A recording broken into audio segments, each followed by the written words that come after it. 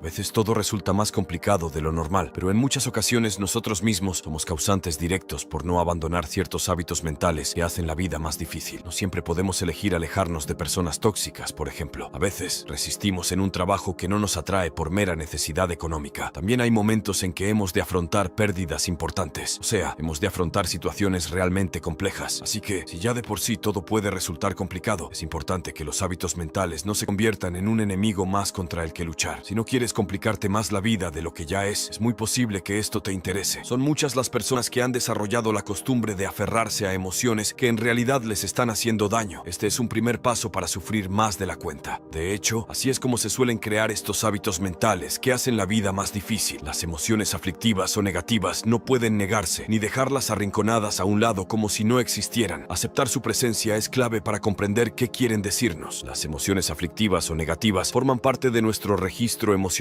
Actúan como auténticos pesos capaces de frenar nuestro crecimiento, llenando nuestra mente de pensamientos adversos y poco útiles para llevarnos a la deriva de un peligroso desánimo. Algo tan importante como dar nombre a estos estados y quitarles poder nos ayudará a avanzar con mayor integridad. La envidia, la frustración, la rabia, el rencor, la culpa, la decepción. La mayoría sabemos a qué saben estos estados, conocemos qué se siente conviviendo con ellos y cuánto espacio llegan a ocupar en nuestras vidas si los alimentamos. Así, tal y como nos explica el Dr. James Gross, psicólogo de la Universidad de Stanford y uno de los exponentes en materia de gestión emocional, las emociones aflictivas o negativas son como zarcillos del mal, crecen de las zonas más oscuras de nuestro ser. Los zarcillos son un tipo de plantas trepadoras que tienden a asirse a todo aquello que tenga a su alcance. Gross señala que cuanto más poder demos a estos estados emocionales, más zarcillos crecerán a nuestro alrededor para dejarnos poco a poco completamente inmovilizados. Cabe intuir, por tanto, que no resulta nada fácil liberarse de ellos. De hecho, no vale solo con arrancarlos. Las emociones aflictivas o negativas dejarán de crecer cuando dejemos de alimentarlas. Así de simple. Conseguirlo, aprender a transitar con este tipo de procesos internos, requiere que sembremos en nuestro interior las semillas de la autorregulación. Las emociones aflictivas se diferencian de las que no lo son por el efecto que éstas ejercen en nuestro interior. De esta forma, las emociones constructivas son aquellas que nos permiten sentirnos tranquilos, animados y serenos. Por tanto, impulsan nuestro bienestar y contribuye a que actuemos de una forma más equilibrada. En otras palabras, las emociones aflictivas pueden enfermarnos, entontecer nuestras relaciones personales, afectar nuestra autoestima y perjudicar nuestro crecimiento personal, mientras que las constructivas hacen todo lo contrario. A pesar de ello, debemos recalcar que la culpa, la envidia, la frustración, la rabia, la tristeza y demás emociones aflictivas juegan un rol importante en nuestra vida. Las emociones aflictivas tienen un lugar importante en nuestra vida. Somos conscientes de que en materia de psicología emocional es muy común atribuir a las emociones aflictivas ese papel negativo y casi hasta patológico. De ahí, por ejemplo, que no falten los clásicos artículos y libros de autoayuda destinados a ayudarnos a eliminar o erradicar tales estados. Cabe señalar que esta idea no es del todo acertada. Tal y como hemos señalado, estas dimensiones forman parte de nuestro registro emocional. No podemos arrancar así como así esos zarcillos del mal, y la propia Tierra, en su mágica diversidad, se caracteriza por albergar todo tipo de especies. De este modo, dimensiones tan básicas como la tristeza, el miedo, la decepción o la rabia forman parte también de lo que somos, y algo así no se puede erradicar. No podemos negar esas emociones que conforman por tanto parte de la esencia que nos define. La clave reside en dos aspectos muy básicos: en comprender y en regular. Saber que existen, darles nombre, comprender y gestionar esas emociones negativas es lo mejor que podemos hacer para regular nuestra conducta. Todos conocemos el cuento de la Bella Durmiente. En este relato tradicional, los padres de la protagonista organizaron una fiesta para celebrar su nacimiento. En el reino contaban con 13 mujeres sabias, con 13 figuras dotadas de artes mágicas y gran poder. Sin embargo, eligieron invitar solo a 12 de ellas, porque había una en concreto caracterizada por su mal genio y trato difícil. A ella no le llegó la invitación, y en el reino imaginaron que no le molestaría tal decisión. Sin embargo, la 13ª dama, hábil en artes oscuras, sí se sintió agraviada, y como castigo lanzó la maldición que ya conocemos sobre la pequeña. Una de las moralejas que podemos afinar del cuento clásico de la Bella Durmiente es que a todos les resultaba más fácil convivir con esas hadas buenas, con esas 12 mujeres amables, optimistas, cariñosas y alegres que tan buen trato tenían siempre. Invitar a la mesa a la bruja más oscura, darle una silla también a esa figura compleja, hubiera sido un acto de inclusión y responsabilidad. El modo en que la trataron es muy parecido al que hacemos nosotros mismos con las emociones aflictivas: negarlas, hacer como si no existieran, y el resultado de tal acto es casi siempre terrible y muy nocivo. Se nos olvida que las emociones, buenas y malas, son simples invitadas. A veces nos visitan unas y se van otras. En ocasiones llegan las menos agradables, pero como tales, también también estamos obligados a recibirlas y a convivir con ellas, pero eso sí, sin darles excesivo poder y sin permitir que su estancia sea muy larga. La educación en valores es un concepto muy amplio, extenso y poco concretado, que no solo compete a los profesores, sino también a los padres y a la sociedad en general. Sin embargo, no se le presta la debida atención. Más bien se deja de lado en favor de la retención de conocimientos o la superación de asignaturas. Hay algo mucho más importante que obtener un 9 en un examen o una calificación de apto en el boletín final de cada curso. Nos estamos refiriendo a enseñar respeto y responsabilidad, a formar en convivencia y en conciencia social. Desgraciadamente son pocos los que apuestan por la educación en valores como un medio para transformar la sociedad. ¿Por qué existen tantos casos de bullying en los colegios? ¿En qué momento se ha torcido todo para que los padres hayan perdido la autoridad frente a sus hijos? ¿Por qué los jóvenes tras un botellón dejan todo sucio y lleno de basura? Está claro, porque no se le da la importancia necesaria a la educación en valores. Quizás el motivo radique en que impartir este tipo de educación y transmitirla de la manera adecuada cuesta esfuerzo, pero sobre todo requiere tiempo, algo que muchos padres y educadores no están dispuestos a ofrecer a los más jóvenes. Tal vez nos hemos vuelto demasiado egoístas. Quizás nos da exactamente igual el futuro de nuestros hijos. A veces creemos que educamos en valores a los niños. ¿Acaso no les decimos lo que deben o no hacer? ¿No les ponemos límites? Es posible que sí, no tenemos dudas al respecto. Pero predicamos con el ejemplo. De nada sirve decirle a un niño tira los papeles a la basura si después nosotros mismos tiramos algo al suelo y no lo recogemos. Tampoco es demasiado alentador decirle tienes que hacer las paces con tu hermano cuando nosotros le guardamos rencor al nuestro. El ejemplo es la enseñanza más valiosa. Los valores más importantes se transmiten a través de nuestros actos y palabras. No podemos desear que nuestros hijos traten a los demás como iguales si nosotros no lo hacemos primero. Así, la educación en valores es necesaria, no solo para los jóvenes, también para nosotros, ya que nos ofrece la posibilidad de reaprender aquello que no aprendimos de la mejor manera. No solo es necesario que exista una asignatura que hable y transmita educación en valores, sino que es imprescindible que ésta se encuentre incluida en cualquier otra materia, al igual que sería importante que este tipo de educación estuviese presente en todos los hogares y en la sociedad en general. Pero, ¿en qué aspectos se centra la educación en valores? Fomenta un espíritu crítico sobre las costumbres o los hábitos de consumo, entre muchos otros. Destaca la igualdad de oportunidades, indistintamente de la raza, la cultura, el sexo, la nacionalidad o la religión. Enseña pautas para tratar al medio ambiente con cuidado, evitando dañarlo y sabiendo disfrutar de él. Transmite la tolerancia con respecto a la sexualidad de los demás. Fomenta un consumo responsable dotando de herramientas que permitan decidir con conciencia. Estos son algunos de los aspectos que se intentan transmitir con la educación en valores y que nos dan una idea sobre cuál es su objetivo. La gran pregunta es, ¿por qué no se educa en valores en las aulas o en los hogares? Quizás porque en las aulas dar el temario y la programación parece lo único importante, y en el hogar porque no puedes dar aquello que a ti no te han enseñado. Descubrir y ser desde ahora conocedores de lo que es la educación en valores nos abre un abanico de posibilidades para indagar más sobre el tema y empezar a transmitírselo a los más jóvenes. Siempre nos quejamos de cómo las personas no respetan el medio ambiente, quemando grandes extensiones de terreno fértil y verde en época de gran calor. También solemos quejarnos del racismo o la intolerancia hacia la sexualidad de otras personas, que aún hoy día algunas personas demuestran, pero quejarnos no sirve de nada. Para abordar este asunto, hay que considerar la educación en valores como una verdadera prioridad, porque ante todo, estamos formando y ayudando a crecer a individuos. No solo importa su inteligencia o lo mucho que sepan, importa que sepan ser buenas personas. Ahora bien, para ello, hay que ser conscientes de que este tipo de educación es una responsabilidad de todos. Las emociones deben tener un valor adaptativo, es decir, deben facilitarnos la adaptación a cada circunstancia de nuestro día a día. Así, estudios psicológicos nos recuerdan que ser hábiles en materia de regulación emocional nos permite desenvolvernos con efectividad en cualquier contexto y situación social. Por tanto, es recomendable que nos convirtamos en excelentes gestores de estas complejas dimensiones internas. Transitar con ellas sin vetarlas, negarlas o arrancarlas de nuestro registro emocional es clave para nuestro bienestar. Las emociones aflictivas aparecen a menudo con un marcador somático, molestias físicas, malestares. Debemos detectarlas, así como el rumor de esos pensamientos negativos con los que se acompañan. Entiende por qué aparecen y qué quieren decirte. Date tiempo, transita con ellas de forma relajada. La meditación puede ayudarte. Canalízalas y exprésalas. Habla con alguien. Haz uso de la escritura terapéutica. Haz algún deporte para liberar su tensión. Busca una estrategia para resolverlas. No dejes para mañana la molestia que sientes hoy. Sé proactivo con tus emociones. Para concluir, no olvidemos sin duda la recomendación más importante. Las emociones aflictivas son meras invitadas. Tal y como llegan, muchas de ellas se marcharán. No demos espacios permanentes a quienes en poco tiempo pueden apropiarse de todo. Conocer nuestro mundo emocional nos facilita crecer a nivel personal y relacional. Saber qué sentimos y qué sienten los demás mejora nuestra empatía y nos ayuda a conocernos. Comprender nuestras emociones básicas y secundarias nos permite desarrollarnos a nivel interpersonal y relacional. Quienes más habilidades sociales tienen suelen conocerse bien y saber qué emociones sienten en cada momento. A su vez, son capaces de captar, interpretar y usar estas herramientas para poder relacionarse con facilidad al reconocer emociones en el otro y saber que generan las suyas propias. Atendiendo a lo esencial, ¿cómo podríamos definir las emociones básicas? Desde la teoría de Paul Ekman, podemos definir 6 emociones básicas: la ira, la tristeza, la alegría, el miedo, la sorpresa y el asco. Se identifican como básicas o primarias porque son interculturales e innatas, es decir, desde pequeños ya contamos con ellas. Su expresión facial no depende de la cultura, son reconocidas en cualquier parte del mundo. Las emociones secundarias, por otro lado, estarían influidas socialmente y dependiendo de su historia y su cultura, se expresarán de una forma u otra. Asimismo, se necesita de un contacto interpersonal para ir desarrollándolas. Aquí podríamos encontrar, por ejemplo, la vergüenza, el desprecio, la culpa, el orgullo y un numeroso etcétera entre ellas. Actualmente existen numerosos estudios que se dedican al reconocimiento e identificación de las emociones. Algunos postulan que son 4 las consideradas emociones básicas y otros aumentan el número sumando algunas de las secundarias. En todo caso, lo importante es saber identificarlas, reconocerlas y aprender a actuar en concordancia con todas ellas. Todas las emociones son adaptativas, aunque algunas suenen a positivo como la alegría y otras a negativo, como por ejemplo la tristeza, la ira o el asco. En realidad, todas nos ayudan a adaptarnos a lo que nos rodea. Es por esta razón que una mejor definición para las emociones podría ser agradables y desagradables, pero no por ello negativas. Las emociones secundarias vienen también definidas porque a veces se componen de la unión de otras básicas. Por ejemplo, la emoción de los celos podría contener el miedo y la ira, o la emoción de la vergüenza incluiría el miedo al rechazo y la tristeza por haber fallado. Estas emociones necesitan de una interacción con los otros y un crecimiento que permita ir reconociendo qué sentimos ante distintas situaciones o conflictos. Un dato curioso que podríamos destacar es que la única emoción que está definida como neutra es la sorpresa. Esta emoción es la que menos dura, ya que su tono hedónico torna rápidamente y se convierte en otra emoción. Por ejemplo, alegría si la sorpresa es buena o tristeza si la sorpresa no fuera de nuestro agrado. Aún con todo, como hemos dicho, las emociones básicas y secundarias siempre son adaptativas. Por ejemplo, el asco nos ayuda a no comer alimentos que puede que estén caducados. El miedo nos protege frente a estímulos que pueden ser nocivos para nuestra supervivencia y la tristeza nos protege al permitir darnos un espacio de calma y encuentro personal. Un buen desarrollo personal requiere del desarrollo de la inteligencia académica y emocional. La correcta identificación y reconocimiento de emociones hace que podamos hacer un buen uso de ellas y saber cómo actuar con los demás y con nosotros mismos. Conocer las emociones que existen y cómo cada uno las siente nos hace poderosos, ya que nos proporciona autoconocimiento y la capacidad de conectar con los demás. Pero, ¿en qué se traduce esto? La educación emocional nos permite aumentar nuestra autoestima, ya que sabemos quiénes somos porque sabemos qué sentimos. Además, también nuestro funcionamiento social mejorará, ya que nos permitirá un mejor desarrollo interpersonal y de habilidades con los demás. Si identificamos cómo se sienten los demás, será más fácil relacionarnos con ellos de forma adecuada. Como vemos, conocer las emociones da paso a un crecimiento equilibrado, ya que al reconocer somos capaces de dejar que se expresen y permitimos que no crezcan hacia el otro polo. Por ejemplo, hacer un maltrato del miedo permite que se desvíe y se convierta en fobia o pánico. Somos y vivimos de emociones, básicas y secundarias. Conocerlas y saber cómo se expresan es lo que nos ayuda a seguir creciendo cada día. Todas las emociones son necesarias. Cada una de ellas nos aporta información valiosa sobre nosotros. De ahí que sea tan importante prestar atención a cómo nos sentimos. Chequearnos a nivel emocional es una tarea que no podemos olvidar si queremos alcanzar un equilibrio emocional y, en definitiva, saborear el bienestar. Ahora bien, no siempre es fácil prestarnos atención para descifrar qué nos sucede, sobre todo cuando nos encontramos en situaciones emocionalmente difíciles y dolorosas, esas en las que el sufrimiento hace acto de presencia y en las que el miedo aparece como un monstruo con intención de atraparnos. En este tipo de situaciones, las dudas, el estrés, el temor, las expectativas y la inseguridad de no saber qué hacer ni cómo actuar nos inmovilizan. Así, con frecuencia quedamos atrapados en una espiral de malestar y desidia. ¿Qué hacer cuando las situaciones se vuelven insostenibles? ¿Cómo actuar cuando nos sentimos destrozados y sin alternativas? ¿Cómo afrontar esas emociones negativas que nos esclavizan? Un procedimiento que puede ayudarnos en estas situaciones. Los 7 peldaños del equilibrio emocional. Un conjunto de ejercicios pensados para aliviar el sufrimiento, evitar los daños psicológicos procedentes de un impacto emocional y prevenir acciones inapropiadas que puedan ocasionar conflictos con los demás. Son los siguientes. Hacer una pausa para alcanzar el equilibrio emocional. Ante una mala noticia, una fuerte discusión o una gran decepción, el primer paso es detenernos. Cuando percibamos que una emoción intensa y desagradable surge de nosotros, tenemos que pararnos, hacer una pausa y dirigir toda nuestra atención a ese movimiento emocional emocional que crece desde nuestro interior. Al principio no será fácil, es normal. Detener un proceso que lleva años funcionando en automático no es nada sencillo, ya que es todo lo contrario a lo que nos dicta nuestra forma de proceder. De hecho, en la mayoría de las ocasiones, las emociones nos impulsan a actuar de forma abrupta e irreflexiva. Ahora bien, en lugar de continuar y llegar a la explosión emocional, tenemos que detenernos, concedernos un tiempo para reflexionar y valorar lo que sucede en nuestro interior. De esta forma, interrumpimos el automatismo en el que estamos inmersos y creamos la posibilidad de responder de forma diferente a la habitual. Ahora bien, conviene practicar, ya que es posible que no lo consigamos a la primera. Incluso, para facilitar este paso, podemos irnos a otro lugar que nos transmita más tranquilidad. Se recomienda siempre expirar hondo, serenarse. Una vez que nos hemos parado, el siguiente paso para alcanzar el equilibrio emocional es llevar la atención a nuestra respiración y a aquellas zonas del cuerpo en las que la emoción se manifieste. En el caso de encontrarnos demasiado enérgicos o estresados, lo adecuado es respirar hondo. La respiración profunda nos ayudará a calmarnos y a conectar con nosotros mismos. El objetivo es llegar a respirar 10 veces en un minuto. Está claro que no lo conseguiremos a la primera y mucho menos si estamos en un alto estado de activación, ya que en esos momentos la respiración se puede llegar a disparar hasta 30 veces por minuto. La cuestión es practicar y focalizarnos en ella. Por otro lado, cuando experimentamos emociones difíciles, puede que notemos que el corazón nos lata deprisa, una ligera presión en el pecho o quizás tensión en el vientre. En cualquier caso, lo importante es que no evitemos experimentar estas sensaciones corporales. A menudo, las emociones también nos hablan a través de nuestro cuerpo. Se trata de percibirlas y a través de la respiración calmarnos para disminuir a su vez las sensaciones corporales. Tomar conciencia de la emoción es el peldaño. Consiste en familiarizarnos con la emoción a nivel vivencial, no intelectual. Esto quiere decir a sentirla como experiencia directa con todo lo que conlleva. Por ejemplo, cómo se expresa a través del cuerpo. A continuación, podemos pasar a observar o imaginar qué situación o situaciones desencadenan esta emoción. ¿Es una persona determinada o quizás un pensamiento? ¿Puede que sea un recuerdo? La cuestión es detectar los aspectos clave relacionados con ella y con su origen. Luego tenemos que identificar de qué emoción se trata, es decir, tenemos que ponerle nombre. ¿Es rabia, tristeza, envidia o tal vez miedo? Algunas investigaciones afirman que cuando lo hacemos, esta pierde parte de su fuerza. Por último, para darle más identidad, podemos preguntarnos cómo se expresaría esta emoción, qué necesidad esconde o qué nos impulsa a hacer. Empecemos por aceptar la experiencia, permitir la emoción. Este paso consiste en aceptar la emoción sin juicios, en permitir que sea tal cual es, sin reprimirla ni oponer resistencia. Al principio no será agradable, pues estamos dejando crecer una emoción que nos disgusta, pero es necesario para conocerla y gestionarla más adelante. Así, nos hacemos espectadores del rechazo que la situación nos despierta, de esos intentos de escapar de la situación y defendernos, pero no hacemos nada. Simplemente dejamos que la emoción se manifieste y se exprese tal cual es. De esta forma, la damos su espacio y la reconocemos como una parte de nosotros. Debemos aprender a darnos cariño. En mitad de este profundo proceso, en el que lidiar con aquello que nos hace daño, que nos pesa y que en algunos momentos es como si nos devorara, es fundamental conectar con esa parte de nosotros que aún se mantiene íntegra y sana, que funciona a través del cariño y del afecto. Pensemos que el maltrato personal atenta contra esa fuerza que tanto necesitamos para alcanzar el equilibrio emocional. Ahora bien, puede ser que nos resulte difícil abrazarnos y tratarnos con amor. Por ello podemos recurrir a esas personas que siempre están ahí, a nuestro lado, y que no dudan en acompañarnos cada vez que lo necesitamos. Ellas nos ayudarán a aliviar el malestar y la angustia que sentimos. Entonces llega el momento de soltar la emoción. La intensidad de la emoción se irá reduciendo poco a poco, y esto nos permitirá separarnos de ella. Así, ya no pensaremos que somos la emoción, sino que la estamos albergando durante cierto tiempo. Es importante tener en cuenta que solo permitiremos que la emoción se disipe cuando impidamos que se alce con la batuta de nuestro diálogo interno. Así, de manera directa, no podemos forzar su desaparición. Simplemente se va a ir disolviendo a través del contacto con ella. En este sentido, pensar que no somos la emoción es una estrategia clave para limitar el poder de la emoción sobre nosotros. Hay que tener disciplina y actuar o no, según las circunstancias. Una vez pasada la tormenta emocional, el último paso para conseguir el equilibrio emocional consiste en decidir si actuar o no. Si la situación en la que estamos inmersos demanda una respuesta, ahora estaremos en mejores condiciones para generarla. Desde la calma y la conexión con nuestras dudas y deseos, será mucho más fácil actuar. Ahora bien, si no es necesario que demos una respuesta inmediata, lo más conveniente es esperar a que la emoción haya perdido la intensidad del todo y de esta forma hayamos asimilado su mensaje. Como vemos, una emoción difícil puede transformarse en serenidad y calma a través de la atención plena y el paso del tiempo. El filósofo neerlandés Spinoza lo expresó muy bien. Un afecto que es una pasión deja de ser pasión tan pronto como nos formamos de él una idea clara y distinta. Estar presentes en las emociones es la llave que abre la puerta hacia el equilibrio emocional, una práctica que requiere tiempo y destreza. Sin embargo, si la conseguimos dominar, nos ayudará a sobrellevar las dificultades y problemas de nuestro día a día, tanto con nosotros nosotros mismos como con los demás. Como comentamos antes, son muchas las personas que han desarrollado la costumbre de aferrarse a emociones que en realidad les están haciendo daño. Este es un primer paso para sufrir más de la cuenta. De hecho, así es como se suelen crear estos hábitos mentales que hacen la vida más difícil. Ser el centro del universo debe desaparecer de nuestra mente. Por mucho que tengamos la tentación de pensarlo, nuestro cuerpo no tiene tanta masa como para que todo gire a nuestro alrededor. Así que, si tienes una visión egocéntrica de cuánto te rodea, te estás complicando bastante tu existencia. No esperes que te contesten de forma inmediata un mensaje, ni que los demás puedan dejarlo siempre todo para satisfacer tus necesidades. Esta tendencia llamada efecto Spotlight ha sido estudiada por expertos de la Universidad de Cornell y no solo se ha demostrado errónea, sino también perjudicial y dolorosa. O todo o nada es otro hábito que se acaba por convertir en tu enemigo. En el mundo, pocos hechos se sitúan en un extremo, son blancos o negros, así que aquella frase de o se hace bien, perfecto, o no se hace, en muchas ocasiones no deja de ser una utopía fuente de frustraciones. Según un estudio realizado en el seno de la Universidad de Waseda, la rigidez cognitiva genera expectativas imposibles, lo que suele desembocar en consecuencias bastante decepcionantes. Hay que dejar de procrastinar ante las decisiones importantes. Nos marchamos ahora hasta la Case Western Reserve University, que estudió en profundidad el mundo de la procrastinación. De hecho, demostró que no siempre juega en nuestra contra, pues en un momento dado puede ayudar a rebajar el nivel de estrés posponiendo tareas desagradables. Sin embargo, cuando la decisión pendiente es de envergadura, lo normal es que el miedo se haga cada vez mayor. Así pues, esta procrastinación termina por alimentar la ansiedad y paralizándonos. Deja el lamento constante. Una cosa es una queja puntual y otra muy distinta es el lamento constante. Es decir, si conviertes este malestar en un estado perenne, pierde el efecto catártico que pueda tener para convertirlo en una pesadilla, capaz de provocar cambios cerebrales que te inviten a centrarte únicamente en lo negativo de cada situación. Neurocientíficos de la Universidad de Yale han comprobado que las personas constantemente deprimidas cuentan con una tasa menor de renovación neuronal. Es como si sus cerebros fuesen mucho más lentos. Evita las expectativas irreales. Pero, igual que no es bueno ser siempre negativo, tampoco suele favorecernos el hecho de instalar nuestras expectativas en un optimismo ilusorio. Cierto grado de positividad en lo que esperamos nos ayuda a levantar la cabeza, pero una dosis desmedida en este sentido solo es fuente de grandes decepciones que pueden terminar, por ejemplo, con nuestra autoestima. Si creamos unas expectativas excesivamente elevadas respecto a un suceso, lo normal es que nos acabemos por frustrar si éstas no se cumplen, que será lo más probable. Otros hábitos que inhiben tu capacidad cognitiva son además, también existen otros hábitos que hacen la vida más difícil por el simple hecho de que inhiben nuestra capacidad cognitiva. Algunos de los más comunes son estos. Cavilación. No es bueno reproducir una y otra vez eventos frustrantes, pues terminan por provocar perturbaciones emocionales. Culpa. El exceso de culpa impide liberar emociones y convertirse en una distracción. Queja. La queja en exceso redunda en estados de frustración e ira. Rechazo excesivo. Si nos paramos a analizar constantemente el rechazo, nos convertimos en nuestros peores críticos, lo que es nocivo para la autoestima. Preocupación. Es importante preocuparse, pero no estar constantemente preocupados. Si dedicamos exceso de recursos a esto, produciremos un estado emocional negativo. Ya ves que los hábitos son muy importantes para ser más productivos y plenos. Si nos rodeamos de costumbres negativas, entramos en un bucle que hasta nos podría llevar a sufrir trastornos mentales. Por eso merece la pena dejar a un lado esos hábitos mentales que atentan contra nuestro estado de ánimo y por lo tanto también la consecución de nuestros objetivos. Existen partes de tu personalidad que realmente no lo son. Son actitudes o hábitos que aparecen y se mantienen como consecuencia de la ansiedad y que tienden a mezclarse con tu verdadera personalidad. Esta mezcla puede ser peligrosa e incluso puede hacerte parecer raro o descortés, haciéndote la vida más difícil cuando otras personas te juzgan basándose en esas acciones, sin llegar verdaderamente a conocer lo que está dentro de tu cabeza. A continuación te propongo un análisis de estos hábitos. Lo hago porque conocerlos puede ayudarnos a manejar mejor nuestra ansiedad y nuestras emociones, a sacar lo mejor de nosotros y a mostrar nuestra verdadera personalidad. Las personas con ansiedad tienen la sensación de que siempre están incomodando a los demás o que por el contrario tienen que satisfacer a los demás constantemente y por ello se disculpan por todo. Se disculpan por todo y por nada, constantemente. Y parece que es un hábito que no pueden controlar. La verdadera incomodidad de las otras personas viene de este hábito, que como muchos hábitos son poco sanos y molestos. Es incómodo no saber qué contestar a una persona que se disculpa por algo sin importancia, incluso por situaciones cotidianas que salen de su control. Dejar de tomárselo todo de manera muy personal. Este hábito va bastante ligado al anterior. Cuando se les dice algo o se les señala cualquier cosa, le dan muchas vueltas. Pueden pensar en ello durante todo un día y a todas horas, expandiéndolo tanto que, por más pequeño que sea, termina por ser intrusivo y molesto, cuando solo era un comentario inocente, nada más allá. Esto tiende a degenerar en un círculo vicioso. Están ansiosos y nerviosos por ese comentario y darle vueltas vueltas solo contribuye a que esa ansiedad se mantenga en el tiempo. Para espantar a estos pensamientos, pueden optar un engalanamiento de conductas, como el agradecimiento o la disculpa, algo que a su vez puede hacerles sentir ridículos y más ansiosos. La costumbre de abandonar sitios o dejar conversaciones a la mitad. Muchas veces la ansiedad puede con lo mejor de las personas y genera en ellas un hábito de evitación o huida cuando sienten una amenaza, que la situación les sobrepase. Otra de las consecuencias de la ansiedad es que produce que la persona se centre en ella y en aquello que le causa esa ansiedad, abstrayéndose por completo del resto de estímulos de su entorno, como puede ser una conversación. No es que las personas no aprecien la compañía, es solo que la ansiedad las sobrepasa y la mejor solución que encuentran es la de abandonar el sitio o pensar en otra cosa, aunque esto proyecte la imagen de que son personas maleducadas. Otro hábito es fantasear y pensar en el peor escenario posible. Este es un hábito que más ansiedad, aunque en determinados momentos de nuestras vidas o en determinadas situaciones todos hemos pensado en el peor escenario posible. Las personas con ansiedad tienen el hábito de sobreestimar la probabilidad de los peores escenarios posibles. Estar situados constantemente en lo peor puede acarrear consecuencias físicas y psíquicas, cansancio crónico y, cuando se trata de las personas, dificultar mucho las relaciones. Creen que anticipándose al futuro los protege y previene la ansiedad, pero es al revés. Genera más miedo, incertidumbre y potencia. La ansiedad porque se centran solo en lo malo. No disfrutan de nada y aquel escenario malo termina, muchas veces, haciéndose realidad. Podemos mirar las situaciones con cautela y evaluarlas lo máximo posible, pero tenemos que tener claro que no podemos predecir el futuro ni saber qué va a pasar, y que evitar las situaciones no nos protege de ellas, solo nos limita para disfrutar de las cosas, las personas y la vida. Otra mala costumbre es tardar mucho tiempo en tomar decisiones. Las personas con ansiedad tienden a analizar las situaciones hasta el más mínimo detalle, lo que hace casi imposible que tomen una decisión. Esto incluso si es una decisión simple y donde no hay decisiones buenas o malas, como por ejemplo qué ponerse ese día o qué comer. Este hábito no solo puede afectar a estas personas, puede afectarlos en sus trabajos, en su pareja o con sus hijos. Tomar decisiones puede generar ansiedad a cualquiera. Todos tenemos miedo a equivocarnos, pero el hábito de sobreanalizar las cosas al mínimo detalle y evitar tomar decisiones tiende a generar más ansiedad que decidir, tal vez equivocarse y rectificar. No podemos escapar ni delegar muchas de las decisiones que afrontamos. Decidir es así un acto cotidiano cuyo resultado va a estar mediado por diferentes variables. Algunas de ellas no las controlaremos, como la suerte, pero habrá otras que sí, como la actitud, y es en ellas en las que tenemos que enfocar nuestro trabajo. Los malos hábitos generan y alimentan la ansiedad. Lo que he pretendido mostrar con este artículo es que, en ocasiones, los malos hábitos de las personas ansiosas pueden generarles más ansiedad. Así, igual que conocer las situaciones es el primer paso para poder evitarlas, también puede servir hablar abiertamente de esta ansiedad cuando nos aborde, de manera que los demás nos puedan ayudar. Así, otro elemento importante ante estas situaciones y hábitos es que no es necesario que se afronten en soledad. Las personas con ansiedad, como muchas otras personas, creen que nadie les puede ayudar con sus problemas o les causa apuro pedir ayuda.